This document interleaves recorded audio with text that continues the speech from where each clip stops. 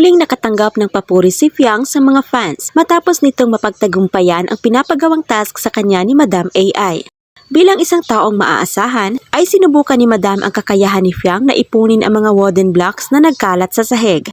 Ang kapalit na nasabing task ay kanin at ang pinaglalaban nila noon na lechon manok. Ilang beses nang kumakain ng kamote ang apat na housemates kaya hindi man aminin ng iba ay nagsasawa na talaga sila sa kamote. Lalo na si Fiang na mariing sinabi kay Madam na gusto na niya ng kanin at kahit anong ulam basta may kanin. May tiwala naman ang tatlong housemates kay Fiang na mapagtagumpayan niya ito dahil manok ang siyang magiging kapalit. Gumamit si Fiang ng tali upang hilain ang mga blocks papunta sa kanya. At dahil porsigido talaga siyang manalo para makakain sila ng masarap ay ginalingan niya ito. At nagwagi siya. Silang lahat actually. Samantala, sa usaping maaasahan naman ay para kina Kai at Rain ay hindi umano si Fiang ang pinaka-maaasahan. Taliwas ito sa sinagot nila kay Bianca noong nakaraan. Pinili nila si Fiang noong time na yon pero kagabi ay sinabi ni Kai na ang pinaka-maaasahan niya raw ay si Rain. At para naman kay Rain ay si Kai ang pinaka-maaasahan niya sa loob ng bahay.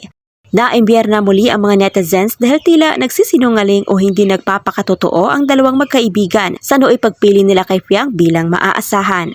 Ngunit paglilinaw ni Kai ay apat umano ang mga katangiang ibinigay sa kanila at parang no choice sila kundi ibigay iyon sa alam nilang nararapat. Maaasahan naman daw talaga si Fiang pero hindi siya ang pinaka para sa kanya.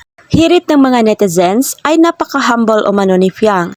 Dahil kapag ang task ay mapapakinabangan ng grupo ay ganadong-ganado ito. Pero kapag siya lang ang makikinabang gaya ng premyong 100,000 piso ay baliwala lang umano ito sa kanya. Si Fiang umano yung tipong marunong mag-isip ng kapakanan ng iba. Narito ang ilan sa kanilang mga komento.